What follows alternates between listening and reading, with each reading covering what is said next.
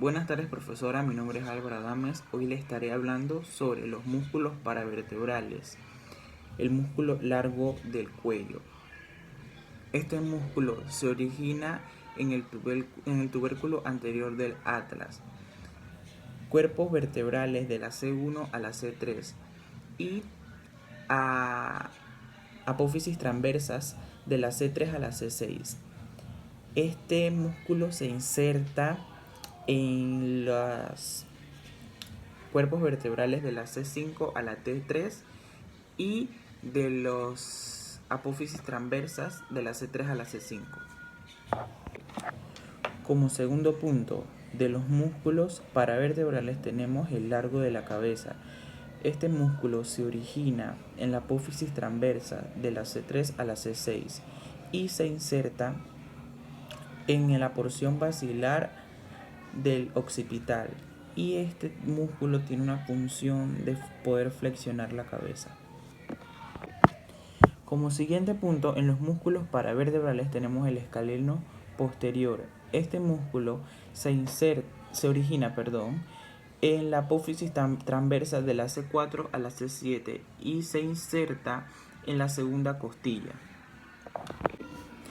El escaleno medio. Este músculo se origina en la apófisis transversa de la C2 a la C7 y se inserta en la primera costilla.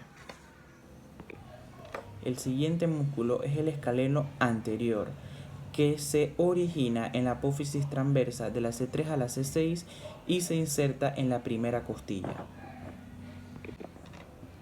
Músculo recto anterior de la cabeza. Este músculo se origina en la masa lateral de la C1 y se inserta en la base occipital. Como siguiente punto, el músculo recto lateral de la cabeza, que se origina en la apófisis transversa de la C1 y se inserta en la apófisis yugular del occipital. Ahora estaré platicando sobre los músculos flexores de la cadera. Como primer punto tengo el psoas, que se origina en la apófisis transversa de la L1 a la L5 y se inserta en el trocánter menor. Músculo ilíaco. Este músculo se origina en la fosa ilíaca interna y se inserta en el tendón del psoas. El músculo recto femoral. Este músculo se origina en una cabeza recta en la espina ilíaca. Mientras tanto, en una cabeza refleja se origina en el ilion, encima del acetábulo. Este músculo se inserta en el tendón del cuádriceps femoral. El músculo sartorio. Este músculo se origina en la espina ilíaca anterosuperior. Este músculo se inserta en el hueso coxal para que atraviese el muslo y se inserte en la tibia. Músculos flexores de la rodilla. Como primer punto tengo el bíceps femoral. Este músculo se origina en la tuberosidad isquiática en la línea áspera del fémur y se inserta en el extremo superior del peroné. Músculo semitendinoso. Este músculo se origina en la tuberosidad isquiática que forma parte de la pelvis. Este músculo se inserta en la parte superior y medial del cuerpo de la tibia. Músculo semimembranoso. Este músculo se origina en la tuberosidad isquiática y se inserta en la porción posterior del cóndilo medial de la tibia. Como siguiente punto, estaré mencionando los músculos extensores de la rodilla. Como primer punto está el vasto lateral. Este músculo se origina en trocánter mayor por la línea áspera y se inserta en el tendón del cuádriceps. Músculo recto femoral. Este músculo se origina en la espina ilíaca anteroposterior y se inserta en el tendón del cuádriceps. Músculo vasto medial. Este músculo se origina en el vasto y en la línea áspera y se inserta en el tendón del cuádriceps.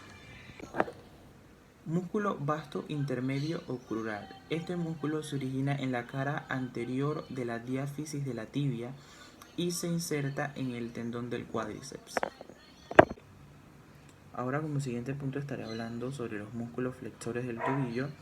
En el origen tengo que se origina en el cóndilo exterior de la rodilla y se inserta en las caras internas y en la base del primer